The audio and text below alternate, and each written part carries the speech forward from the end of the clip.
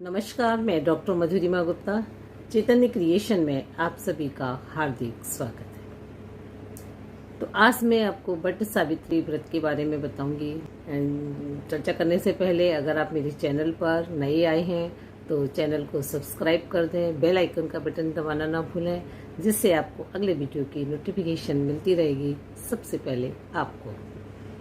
तो चलिए हम चर्चा करते हैं आज के इस वट सावित्री व्रत की। जैसा कि वट सावित्री का व्रत जेठ माह की अमावस्या को श्रद्धा भक्ति के साथ वट की पूजा करें।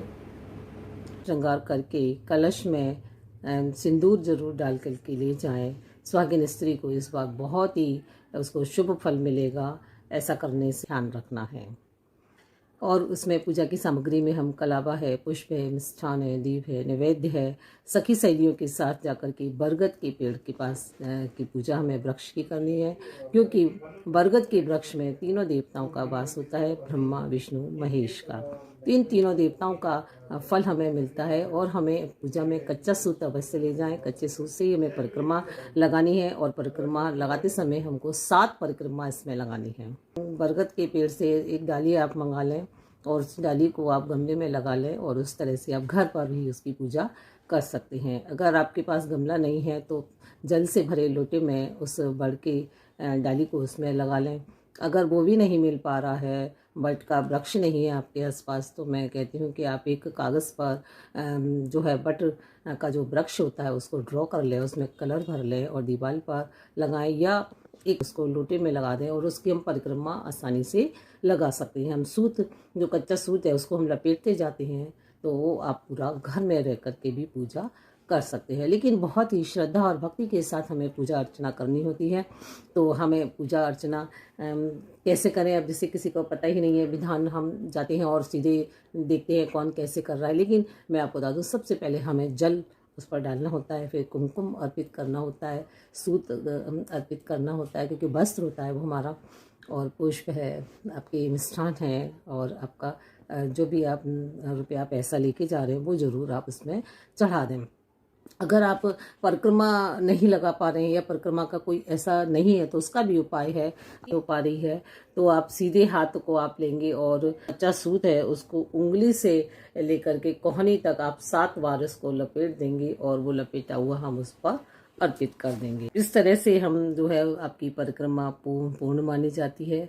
अब बारी आती है कथा की। हमें कथा का भी श्रवण करना चाहिए, तभी हमें इस पूजा का फल मिलता है। तो कथा इस प्रकार है। भद्र देश में एक राजा थे जिनका नाम अश्वपति था। राजा अश्वपति के कोई संतान न थी। उन्होंने संतान प्राप्ति के लिए मंत्रोच्चारण के साथ प्रतिदिन 1 लाख आहुतियां दी। 18 वर्षों तक यह क्रम जारी रहा। इसके बाद देवी सावित्री ने प्रसन्न होकर वर दिया कि हे राजन, तुम्हारे घर में एक तेजस्वी कन्या जन्म लेगी।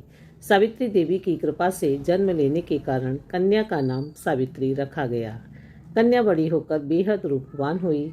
योग्य वर न मिलने की वजह से सावित्री के पिता दुखी थे। उन्होंने स्वयं कन्या को वर तलाशने के लिए भेजा। सावित्री तपोवन में भटकने लगी। जंगल में ही साल्प देश के राजा धूम्रसेन रहते थे। उन्होंने उनका राज्य किसी ने छीन लिया था। राजा धूम्रसेन के पुत्र सत्यवान को देखकर सावित्री ने पति के रूप में उनका वर्ण किया। ऋषिराज नारद को जब ये बात पता चली तो वह राजा अश्वपति के पास पहुंचे और कहा कि हे राजन, आप ये क्या कर रहे हैं? सत्यवान गुणवान है, धर्मात्मा भी है और बलवान भी है, पर उसकी आयु बहुत छोटी है। सत्यवान अल्पायु है, 1 वर्ष के बाद ही उसकी मृत्यु हो जाएगी। ऋषिराज नारद की बात सुनकर राजा अश्वपति घोर चिंता में डूब गए। सावित्री ने जब उनकी चिंता का कारण पूछा तो राजा ने कहा, पत्री, तुमने जिस राजकुमार को अपना वर के रूप में चुना है वह अल्पायु है। तुम किसी और को अपना जीवन साथी बनाना चाहिए। इस पर सावित्री ने कहा, पिताजी, आर्य कन्याएं अपने पति का एक बार ही वरण करती हैं, राजा एक बार ही आज्ञा देते हैं और पंडित एक बार ही प्रतिज्ञा कराते हैं, और कन्यादान भी एक ही बार किया जाता है। सावित्री हट करने लगी और बोली, मैं सत्यवान से ही विवाह करूंगी। इस तरह से राजा अश्वपति ने सावित्री का विवाह संत सत्यवान से कर दिया। सावित्री अपने ससुराल पहुंचते ही सास ससुर की सेवा करने लगी। समय बीतता चला गया। नारद मुनि ने सावित्री को पहले ही सत्यवान की मृत्यु के बारे में बता दिया था। वह दिन जैसे जैसे करीब आने लगा, सावित्री को चिंता होने लगी। और उसने 3 दिन पहले से ही उपवास शुरू कर दिया। नारद मुनि द्वारा कथित निश्चित तिथि पर पितरों का पूजन किया। हर दिन की तरह सत्यवान उस दिन भी लकड़ी काटने जंगल चले, तो साथ में सावित्री भी गई। जंगल में पहुंचकर सत्यवान लकड़ी काटने के लिए पेड़ पर चढ़ गए। तभी उनके सिर में तेज दर्द होने लगा और वो दर्द से बेचैन होने लगे। दर्द से व्याकुल सत्यवान पेड़ से नीचे उतर आए। सावित्री अपना भविष्य समझ गई और सत्यवान का सिर गोद में रखकर सावित्री सत्यवान का सिर सहलाने लगी। तभी वहाँ यमराज आते दिखे। यमराज अपने साथ सत्यवान को ले जाने लगे, तो सावित्री भी पीछे पीछे चल पड़ी। यमराज ने सावित्री को समझाने की कोशिश की, यही विधि का विधान है, लेकिन सावित्री नहीं मानी। सावित्री की निष्ठा और पति प्रेम को देखकर यमराज ने सावित्री से कहा कि हे देवी, तुम धन्य हो, तुम मुझसे कोई भी वरदान मांग लो। सावित्री ने कहा, मेरे सास ससुर वनवासी और अंधे हैं, आप उनकी दिव्य ज्योति प्रदान करें। यमराज ने कहा, ऐसा ही होगा, जाओ अब लौट जाओ। सावित्री ने कहा, भगवान, मुझे अपने पतिदेव के पीछे पीछे चलने में कोई परेशानी नहीं है, पति के पीछे चलना मेरा कर्तव्य है। ये सुनकर उन्होंने फिर से उसे एक बार और मांगने के लिए कहा। इस पर सावित्री बोली, मेरे ससुर का राज्य छिन गया, अब उन्हें वापस दिला दें। यमराज ने सावित्री को यह वर भी दे दिया, और लेकिन सावित्री बराबर उनके पीछे ही चलती रही और कहा, तुम लौट जाओ, लेकिन सावित्री पीछे पीछे ही चलती रही। यमराज ने सावित्री को तीसरा वरदान मांगने को कहा। इस पर सावित्री ने 100 संतानों और सौभाग्य का वरदान मांगा। यमराज ने इसकी वरदान भी सावित्री को दे दिया। सावित्री ने यमराज से कहा कि हे प्रभु, मैं एक पतिव्रता नारी हूँ और आपने मुझे पुत्रवती होने का आशीर्वाद दिया है। यह सुनकर यमराज को सत्यवान के प्राण छोड़ने पड़े। यमराज अंतर्ध्यान हो गए और सावित्री उसी वट वृक्ष के पास आ गई जहां उसके पति का मृत शरीर पड़ा था।